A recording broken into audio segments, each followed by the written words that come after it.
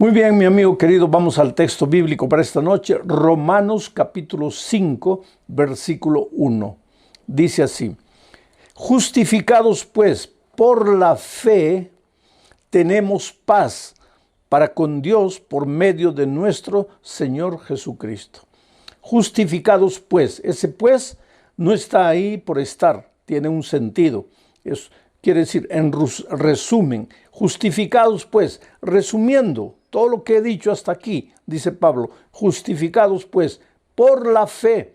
Quiere decir que solo se puede ser justificado por la fe. Justificados pues por la fe, tenemos paz para con Dios por medio de nuestro Señor Jesucristo. Algunas otras versiones de la Biblia no usan la palabra justificados, dicen reconciliados. Es la misma cosa y de eso se trata el mensaje de esta noche. Vamos a entender lo que quiere decir justificados. El profeta Jeremías escribió en sus días, anunciando la venida del Mesías, del Señor Jesucristo, dijo, y en sus días, o sea, en los días del Mesías, Israel será salvo y estará seguro. Y este será su nombre, refiriéndose al Mesías, por el cual será conocido: Señor, justicia nuestra. O sea, para Jeremías, el Señor Jesucristo, el Mesías venidero, Él sería el Señor, nuestra justicia. O sea, en el concepto de Jeremías, la justicia no era un concepto abstracto. La justicia era la persona maravillosa de Jesús. Ahora, si nosotros estamos aquí, pecadores, sufriendo, luchando con las dificultades de la vida, nuestro carácter deformado, luchando con las tendencias de nuestro corazón, a veces hasta destruyendo nuestra familia, las personas que amamos. Y Jesús está aquí y Él es la justicia y nosotros estamos aquí. Si queremos ser justificados, ¿qué deberíamos hacer? Simplemente acercarnos al Señor Jesucristo. O sea, siguiendo el temario de esta semana, ¿qué tendríamos que hacer? Conectarnos al Señor Jesucristo. Cuando nos acercamos al Señor Jesucristo, cuando iniciamos el camino de regreso al Señor Jesucristo, al llegar a Jesucristo nos volvemos justificados. ¿Por qué? Porque estamos en la justicia. Estamos conectados a la justicia, a Jesús, y ahora estamos justificados. Pero ¿qué hace el Señor Jesucristo cuando llegamos a Él? En primer lugar, nos perdona todos nuestros pecados. Mientras tú estás aquí, estás atormentado por el peso de la culpa. Por eso, Pablo dice, justificados pues, para con Dios tenemos paz. Aquí no tienes paz. Aquí sí tienes paz. Aquí no puedes tener paz porque estás atormentado por el pecado, por tu historia, por tus errores. Porque ya dije la noche anterior, nosotros hemos nacido con vocación de obediencia. Es verdad que cuando el pecado entró, adquirimos la tendencia hacia la desobediencia. Pero en el fondo de nuestro ser todavía está la vocación de obediencia. Por lo tanto, cuando vivimos en desobediencia, cuando vivimos alejados de Dios, por más que querramos alegrarnos, ser felices, distraernos, buscar placeres, lo que querramos, alejados de Dios, esa vocación de obediencia interior que el pecado no ha logrado anular, clama. Y eso es lo que nos crea el complejo de culpa, de culpabilidad. Nos sentimos perdidos, nos sentimos indignos, sentimos que no merecemos. Y cuando sucede alguna cosa de malo en nuestra vida, inmediatamente pensamos, es porque hice esto, porque Dios me está castigando. No tenemos paz.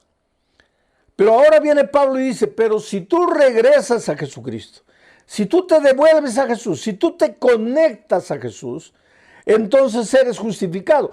Y lo primero que Jesucristo te da cuando llegas a Él es el perdón de tus pecados. Te dice, yo no te condeno, vete y no peques más. Ya no tienes que vivir atormentado. ¿Por qué? Porque has ido al Señor Jesucristo. Y Él no te perdonó simplemente diciendo, bueno, ya te perdono, sino que Él murió en la cruz del Calvario por ti. La paga del pecado es la muerte. Nosotros nos alejamos de Dios, pecamos, merecíamos morir, Pero el Señor Jesucristo dejó todo en el cielo, vino a este mundo, murió por nosotros y ahora Él nos entrega su vida, nos perdona, pero no solo nos perdona, al mismo tiempo nos limpia de toda maldad, nos regenera, nos restaura. Y en la medida que tú convivas con Jesús, que no te separes de Jesús, que vivas conectado con Jesús, pues tu carácter va a ser siendo transformado lentamente, poco a poco. Esto no es asunto de un día. En un momento el Señor te convierte. La conversión es la mudanza de ruta. Estabas yendo hacia la muerte, ahora estás caminando hacia la vida. Ya estás en Cristo, perdonado, pero ahora Él te va a reconstruir, te va a reedificar, te va a restaurar, va a curar tus heridas, va a ir moldeando tu carácter, porque tu carácter estaba deformado lejos de Dios. Entonces, aquí tienes paz con Dios. Aquí, separado de Dios, tienes lo contrario de la paz. ¿Y qué cosa es lo contrario de la paz? El miedo, el temor. Cuando nosotros nos separamos de Jesús, el diablo más o menos pensó así: lo primero que voy a hacer en el corazón de este hombre que se ha separado de Dios es colocar miedo. Porque colocando miedo en su corazón ya no necesito hacer nada. El miedo solo lo va a destruir. Y lo que más el enemigo quiere es destruirte, verte arruinado. Entonces el diablo dice así: le voy a colocar miedo en el corazón. Por eso es que cuando Adán y Eva pecaron, y el Señor vino a visitarlos al jardín del Edén, ellos se escondieron. Y cuando el Señor les llamó: ¿por qué están escondidos ahí? ¿Qué dijo Adán? Señor, tuve miedo y me escondí. ¿Miedo? Hasta antes del pecado no existía el miedo. El corazón de Adán y de Eva estaban llenos de paz. ¿Por qué? Porque estaban en Cristo, la fuente de la paz. Pero ahora se separaron de Dios, estaban con miedo. Miedo, lo contrario de la paz. Y el miedo fue colocado por el diablo en el corazón del ser humano para arruinar su vida. Tú sabes que los hombres más machistas son los más miedosos. Tú sabes, los que más gritan son los más miedosos. Los más soberbios y orgullosos son los más miedosos. Esto es psicológico. Y todo ese grito, esa prepotencia, todo es una manifestación psicológica para esconder sus temores, para esconder sus miedos. Porque el que verdaderamente tiene paz en su corazón no tiene miedo de reconocer que se ha equivocado, no tiene miedo de pedir perdón, no tiene miedo de humillarse cuando hay que humillarse, no tiene miedo de aceptar la opinión de los otros. Pero cuando un hombre es terco, ahí dueño de sus opiniones, no acepta las opiniones de los otros, es porque en el fondo esconde miedo, y la mejor manera de defenderse el miedo es esa aparente prepotencia. Los hombres no pueden ser felices con miedo. El miedo paraliza, el miedo te amputa, el miedo te quita las oportunidades de ser un hombre realizado. Hay mucha gente que no puede realizar sus sueños, sus proyectos, porque está dominada por el miedo. Gente que estudia. Cuando llega el momento del examen y le entregan el examen, el miedo se apodera de su corazón y no se acuerda de nada de lo que estudió. Gente que en la vida cristiana, mucha gente que quiere: no, voy a cumplir, voy a obedecer, voy a guardar, no puedo salirme para aquí ni para allá. Tiene tanto miedo de pecar que acaba pecando. Lo primero que necesitamos en la vida para ser felices, para vivir una vida victoriosa, es la paz en el corazón. Pero la única manera de obtener paz en el corazón es cuando nos conectamos a Jesús. Por eso el título de esta noche, para el mensaje de esta noche, sería: conectados con Jesús, tenemos paz.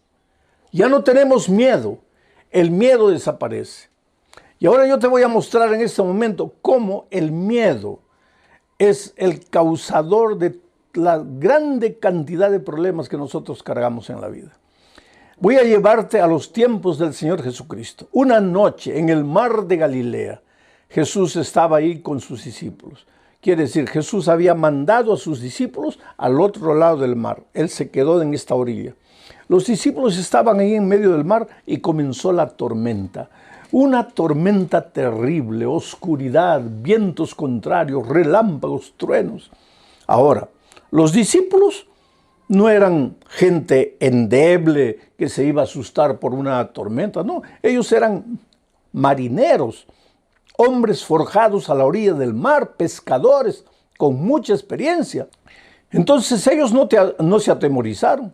Ellos comenzaron a sacar el agua, porque el agua entraba al barco y parece que el barco se iba a hundir y ellos sacaban el agua del barco. El agua entraba, ellos sacaban el agua del barco. Seguía entrando, sacaban el agua del barco. Pero las horas fueron pasando.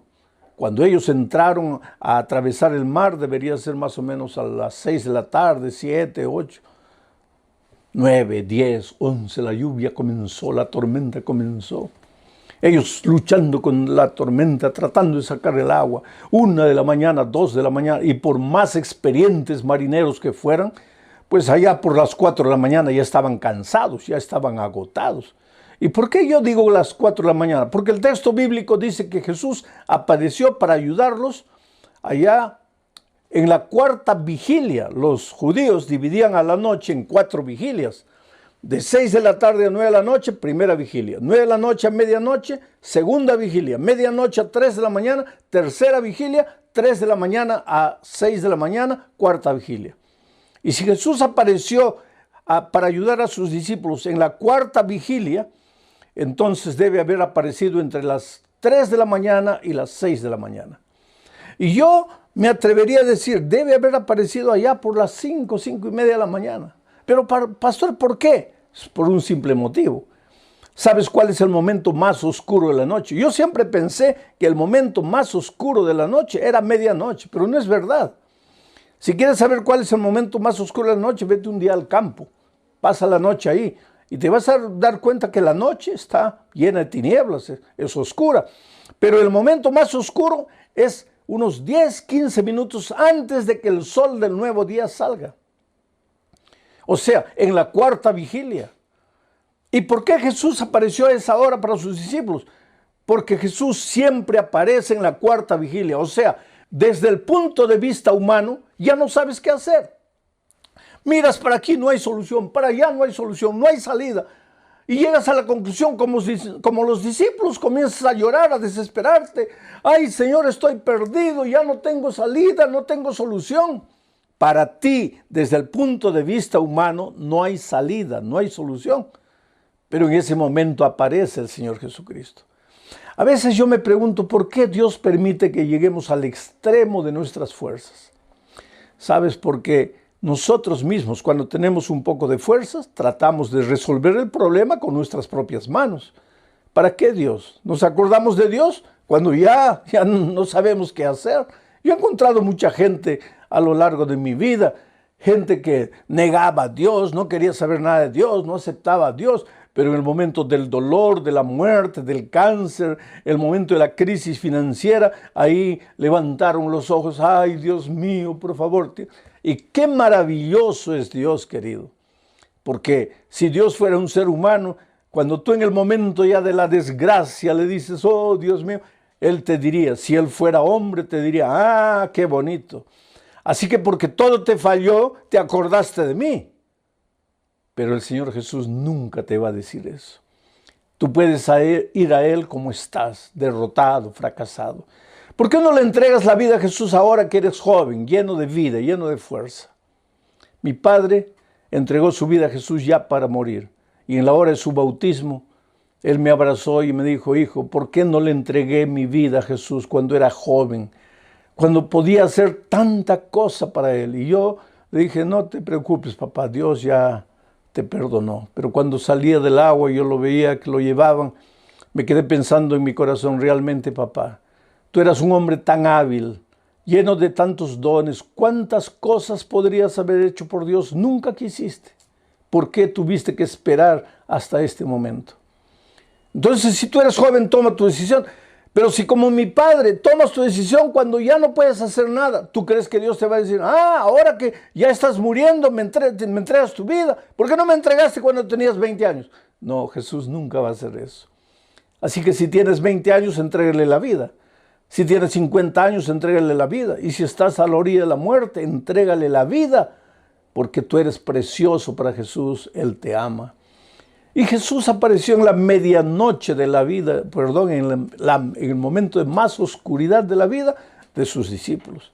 Ahora, ¿qué tiene que ver esto con justificados? Pues por la fe tenemos paz. Ahora te voy a explicar. Cuando los discípulos vieron a Jesús, porque Jesús no aparece como tú quieres. A veces nosotros en el momento de la desesperación tenemos una idea, imaginamos, Jesús podría aparecer en forma de un empleo ya que estoy desempleado. Jesús podría aparecer en forma de dinero ya que estoy endeudado. Jesús podría aparecer en forma de salud ya que estoy enfermo. Pero Jesús no aparece siempre como tú quieres. Él aparece como Él, en su infinita sabiduría, sabe que debe aparecer. Y esa noche apareció para la vista de los discípulos como un fantasma, andando encima de las aguas del mar. ¿Cómo lo esperaban ellos? Tal vez, yo no sé, trayendo la figura para nuestros días, en un helicóptero, tal vez en una lancha, tal vez en un barco a motor, yo no sé. Ahora, yo sé que ellos jamás lo esperaron como andando por encima del mar. Tanto así que se asustaron y comenzaron a gritar, es un fantasma, es un fantasma. Mira cómo deben haber racionalizado los discípulos. Estaban desesperados, ahogándose el agua, entrando la tormenta ahí. Claman al Señor, oh Señor, ayúdanos, Señor, ¿dónde estás? Y en lugar de aparecer Jesús para ayudarlos, aparece un fantasma. Y ellos se asustan más. Es un fantasma, es un fantasma. Entonces viene la palabra del Maestro, que les dice, soy yo, no tengáis miedo. Soy yo, no tengáis miedo. ¿Qué cosa es el miedo? Lo contrario de la paz. ¿Y por qué los discípulos en ese momento estaban con el corazón lleno de miedo? Porque estaban separados de Jesús.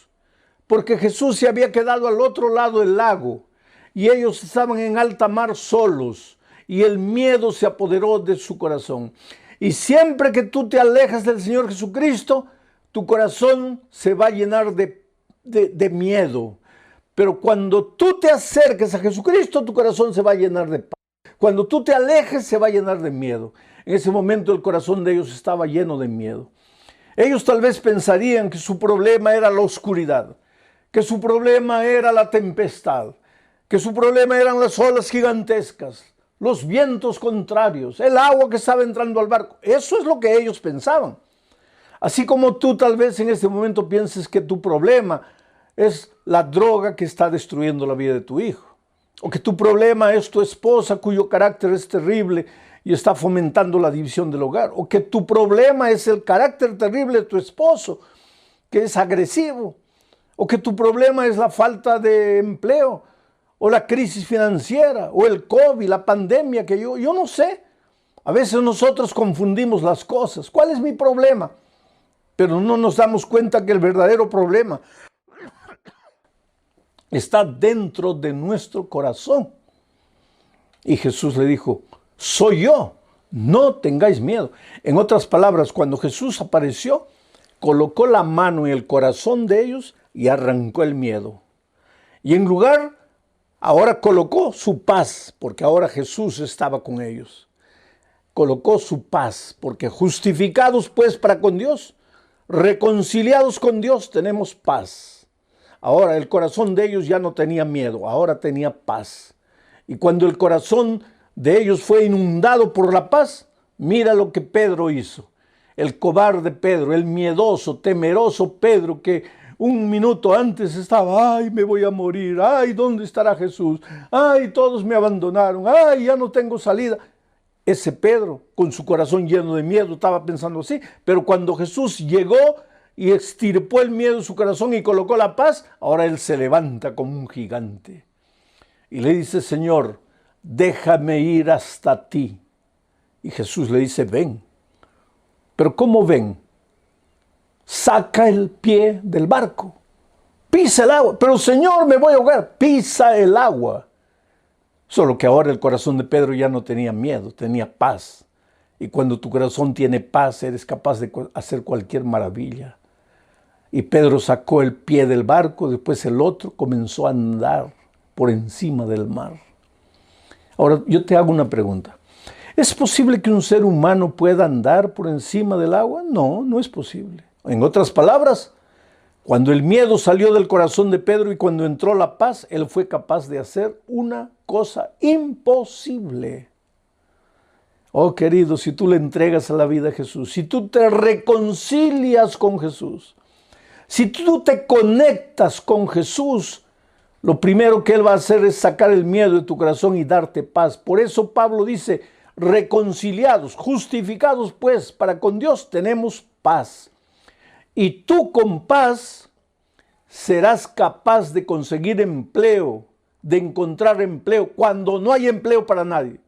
¿Acaso Pedro no caminó por el agua cuando nadie puede caminar por el agua? Tú, con paz en tu corazón, serás capaz de ayudar a tu hijo que se está ahogando en las drogas. Serás capaz de reconstruir tu matrimonio que se está haciendo pedazos. Pero tú con paz, ahora tú con miedo en tu corazón, no podrás hacer nada. Pero yo quiero pensar en otro pensamiento, quiero meditar en otro pensamiento del Señor Jesucristo registrado en Juan 14, 27. Jesús dijo, mi paz os dejo, mi paz os doy. Pero después Él explica, dice, pero yo no doy mi paz como el mundo la da. No tengáis miedo. Yo no doy mi paz como el mundo la da. ¿Qué quiso decir Jesús aquí? Es que la paz que Él te ofrece no es lo que el mundo conoce por paz. Y ahora te voy a explicar. ¿Qué cosa es paz para los seres humanos? Ausencia de guerra, ausencia de conflicto, ausencia de pelea. Eso es paz. Pero mira, hay una paseata en favor de la paz, en favor del medio ambiente, en favor del que se pare la guerra. Y la gente sale a la paseata con pancartas y gritan. Esa misma gente que proclama paz está quebrando vidrios, está tirando piedras. Pero ¿qué paz quieren? Muchos de esos que están proclamando paz en la calle llegan a la casa y golpean a la esposa, golpean a los hijos. Muchos de esos que proclaman la paz llegan a la casa y no pueden dormir porque no tienen paz en su corazón. A eso es lo que Jesús dice, mi paz os dejo, mi paz os doy, pero yo no te doy mi paz como el mundo te da. Mi paz comienza no con una paseata afuera, mi paz comienza en tu corazón. Tú comienzas a dormir tranquilo porque no debes nada a nadie. Ya no eres atormentado por tu pecado, estás libre del peso de la culpa. Es verdad que tienes una historia grotesca, una historia negra, una historia de la cual te arrepientes, una historia que no puedes rehacer, ya está hecho. Pero lo que pasó, pasó. Yo estaba hablando un día con un guerrillero que había matado mucha gente y él entregó su vida a Cristo y él llorando decía, pero pastor, ¿ahora qué hago?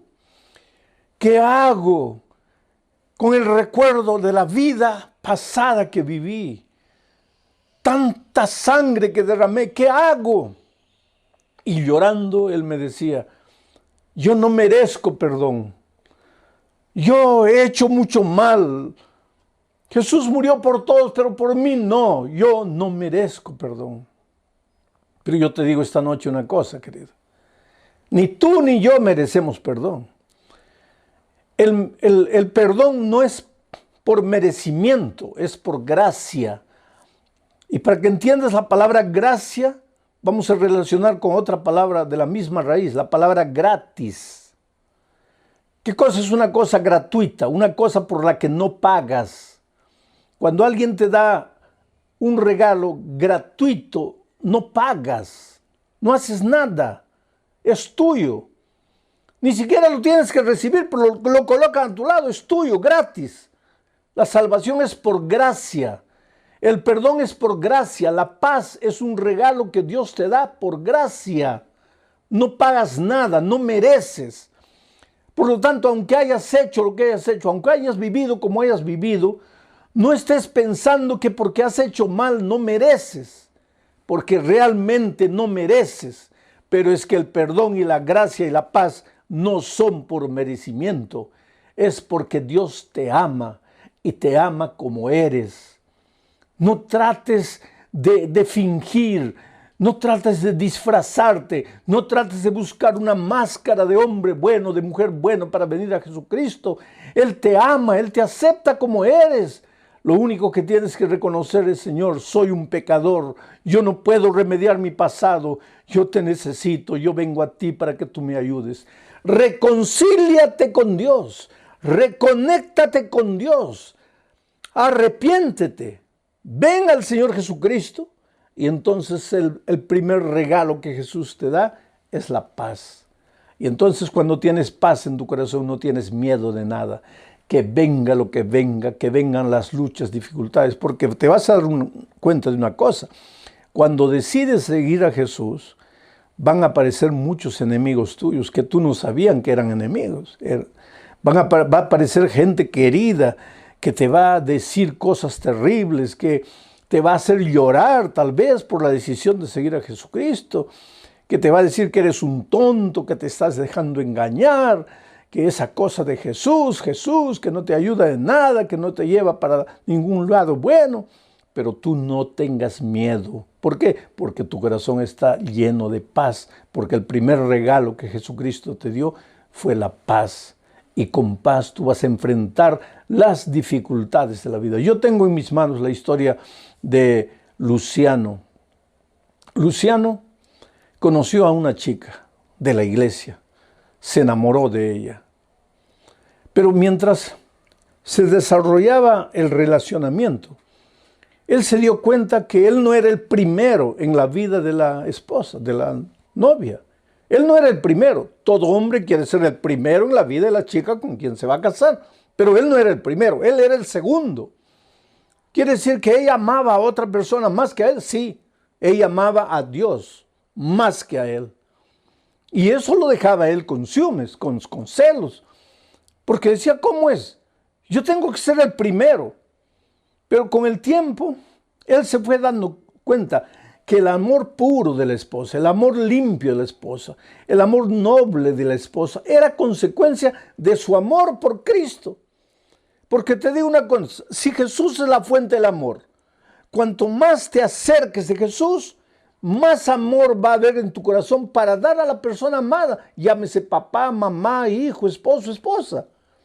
Y él fue entendiendo eso, que en lugar de luchar contra Dios, él tendría que entregarse al Señor Jesús para tener la capacidad de amor que la novia tenía. Y él se entregó a Jesús. Pero comenzó a estudiar la Biblia. Y yo siempre digo que la Biblia es un libro peligroso en cierto sentido.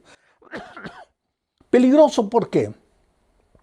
Porque, querido, si quieres vivir en la santa ignorancia, yo no sé cuán santa es la ignorancia, pero si quieres vivir como el avestruz con la cabeza enterrada en la tierra, ajeno a la realidad de la vida, pues no estudies la palabra de Dios. Porque la Biblia es un libro revolucionario. A medida que tú vas leyendo la Biblia, te confrontas con verdades de las cuales no te puedes escapar. ¿Qué vas a hacer?